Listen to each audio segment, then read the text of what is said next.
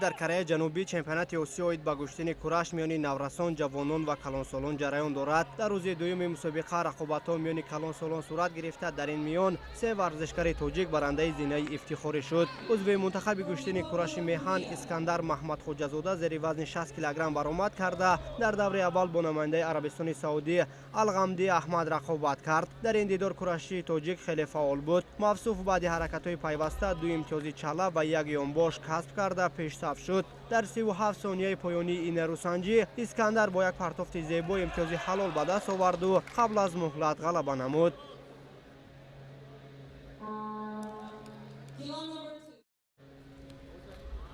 дар марҳилаи чаҳор якниҳоӣ Искандар Маҳмадхоҷазода бо варзишгари қирғиз Канатбек Уулу рақобат кард. Ин нерӯсанҷӣ барои варзишгари мо андаке мушкил сипарӣ гардид. То сонияҳои охири вақти асосӣ Искандар аз лиҳози имтиёз қафо мемонд, вале дар фурсату фосилаи 20 сония курашии тоҷик чолокии хешро нишон доду бо касби 1 ёнбошу 2 чала даст боло гардид.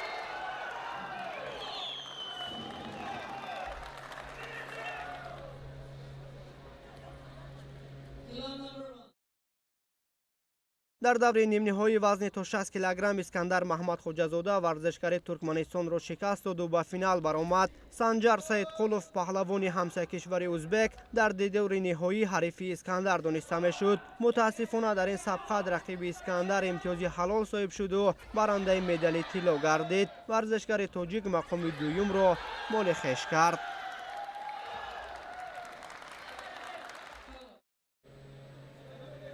ҳамзамон дар чемпионати Осиё Сарвар Абдушукуров дурахшиши олӣ нишон дод. ин варзишгар дар вазни то 66 кг ҷилои ҳунар намуду дар рақобати нахусти худ бо намояндаи Филиппин Раян Кристиан гӯштин гирифт. Сарвар дар ин дидор бо дарёфти 1 ёнбошу 2 чала пешгом буд. Мавсуф дар дақиқаҳои охири ин дидор бо анҷоми як усули саривақтӣ ҳалол ба даст оварду ғолибиятро соҳиб гардид.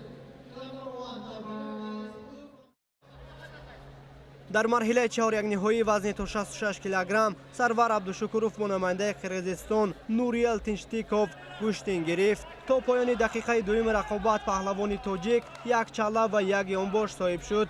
зимни як ҳаракати хеле зебо Сарвар ҳарифи худро ба тахтапӯш зада бо касби имтиёзи ҳалол ғолибиятро насиби хеш кард.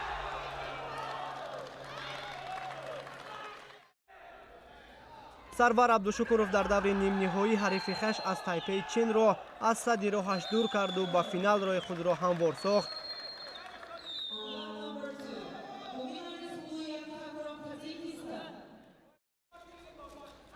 намояндаи ҷумҳурии исломии Эрон Маҷид Воҳид дар рақобати ниҳоӣ бо варзишгари тоҷик мубориза бурд. дар ин сабқати сахту сангин Сарвар хеле фаъол буду бо ба даст овардани 3 имтиёзи чала ба пирӯзӣ шарафёб шуд. варзишгари эронӣ бошад мақоми дуюмро ба даст овард.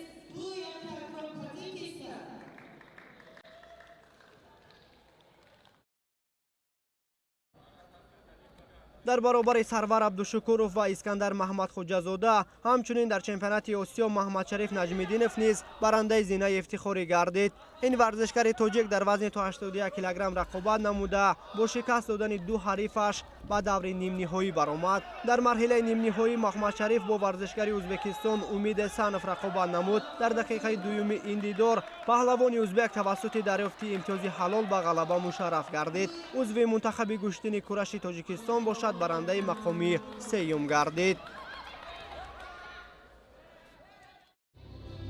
баъди маълум шудани ғолибон маросими тақдими тӯҳфаҳо доир гардид. Габриел Лигеро аз Филиппин ва Равшан Абдуллоев аз Туркманистон барандаи зинаҳои сеюми вазни то 60 кг шуданд. Искандар Маҳмадхоҷазода варзишгари тоҷик нишони нуқраро соҳибӣ кард. нишони тиллои вазни мазкур бошад сазовори варзишгари узбек Санҷар Саидқулов дониста шуд.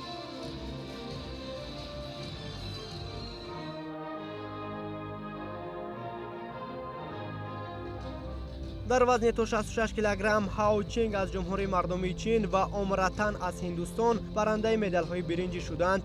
Маҷид Воҳиди эронӣ ба гардан нишони нуқраро овехт. Сарвар Абдушукуров варзишгари умедбахши меҳан медали тилло ба даст овард. бо шарофати музаффарияти ин варзишгар суруди миллии кишвар садо доду парчами давлатӣ парафшон гардид.